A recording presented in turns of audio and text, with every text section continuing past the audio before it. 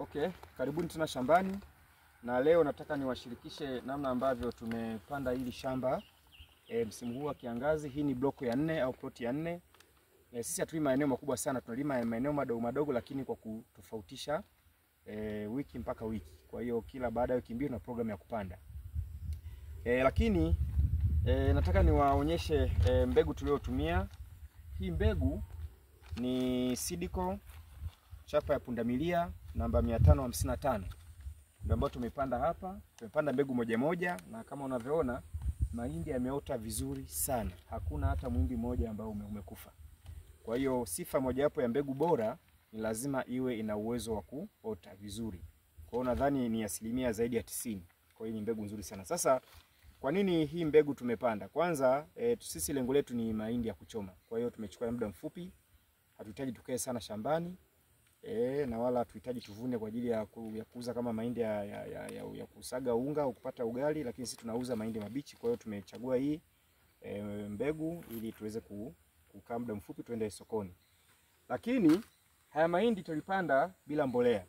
Sasa hivi tunawekea ile mbolea ambayo wakati wa kupanda tungeweka mbolea. Sasa kwa nini mimi sikupandia mbolea moja kwa moja?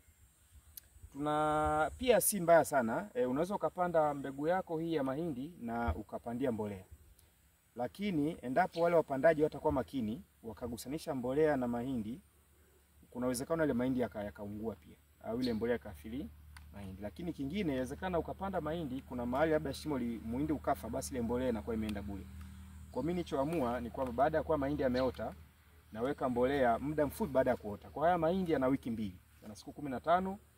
Na leo tunaweka mbolea ya kupandia aina ya DAP ambayo ni hii hapa. Sasa kwa nini nimechagua hii mbolea? Hili shamba nilishafanya tayari soil analysis, yani nilichukua sampuli za udongo, nikaenda kupima maabara, na cheti ninacho. Mbolea hii ardhi yangu inaonyesha kwamba ina upungufu wa phosphorus. Nitrogen kidogo, phosphorus zaidi, potassium na yenyewe ipo. Lakini phosphorus imepungua kwa kiasi kikubwa. Sasa nimeamua nichukue DAP ambayo ina nitrogen ina 18, lakini phosphorus ina 46.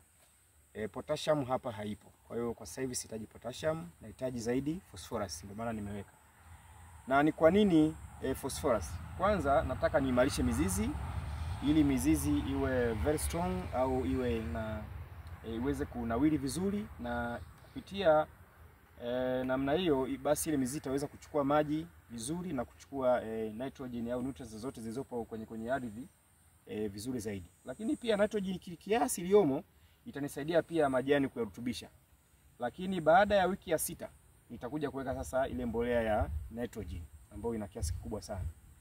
Lakini wakati nitakuwa nasubiria kuweka ile mbolea ya nitrogen, pia nina booster ambao hii booster vijana wangu watakuwa wanaendelea kuhudumia ile shamba, itanisaidia sana kuongezea baadhi ya virutubisho ambavyo vimekosekana. Kwa mfano hapa nina nitrogen ya 23%, lakini na phosphorus 4%, na potassium ya 36%. Sasa potassium ninayo kwenye hii booster, lakini phosphorus nitaipata kwenye DAP ambayo nitaweka chini ya ardhi.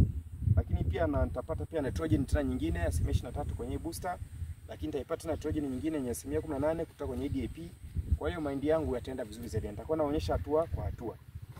Baada ya hapo, wakati huu sasa ndio muda sahihi wa kudhibiti wale wadudu. Hasa fall armyworms au tunasema viwavi jeshi. Ni wadudu ambao mara nyingi wanashambulia katikati ya haya mahindi. Lakini kwa sasa hivi ukiangalia utaona kabisa mahindi ni mazuri kabisa, yanapendeza. Hivi hakuna wadudu. Na kweli huwezi kuona kwa macho kwa urahisi. Lakini unaweza kashangaa baada ya muda mfupi, wiki 2-3 zijazo, ukakuta mahindi yameshaanza kushambuliwa. Sasa sisi hatutaki kutibu tatizo, tunataka tuanze kuzuia. Kwa hiyo tunayo sumu yetu hapa. Hii sumu nafikiri ni kama leo nifuatia nilishawaonyesha. Sasa na nimechukua tena nyingine ambayo hii sumu ina viambata vya emamectin, benzoate pamoja na cypermethrin. Kwa hii itanifaa sana kwa ajili ya kuwadhibiti wale wadudu ambao ni viwavi. Sasa Mimi hawa wadudu sasa hivi hata kama hawaonekani, lakini kuna mayai au hapo katika hatua zile za awali, basi nitaweza kuwadhibiti. Kwa hiyo nitapiga wiki ya pili, nitarudia tena wiki ya 4, nitarudia tena wiki ya 6 na ya 8, nitakuwa nimeshaachana nao. Lakini kuna tatizo pia wale wadudu wa chini sasa ya udongo. Wale wadudu unaweza kawa kuna mchwa, inaweza kawa kuna aina yote ya wadudu ambao wanaweza kuwa wanashambulia hizi mimea au mahindi na mimea mingine of course inaweza kawepo kwenye hili shamba. Sasa natumia sumu nyingine, hii inaitwa sitaji kutaja jina la sumu, lakini tunaangalia kiambata. Kiambata kinaitwa imidacloprid. Kwa hiyo humu kuna kiambata cha imidacloprid ambayo hii ni sumu muhimu sana kwa ajili ya kudhibiti wadudu wanaokaa chini ya ardhi au chini ya kwenye udongo wanaoshambulia mizizi, na wengine wanaingia ndani ya yale mashina wanatafuna. Kwa hiyo hii itakuwa ni kidhibiti kizuri sana.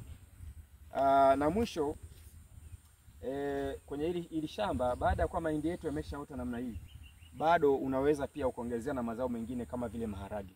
Kwa sababu maharage na yenyewe yanachukua muda mfupi, takriban miezi 2. Kwa hiyo unaweza kupanda hapa maharage wakati tunakula mahindi, lakini pia tutakula na maharage. Kwa hiyo umwagiliaji wetu tuliotumia kama ambavyo nilikuwa nikisimulia nikiwadisia mwanzoni, ni umwagiliaji wa fall irrigation, kwa maana ya kwamba maji yanaingia kwenye mifereji, yanajaa, tunafunga.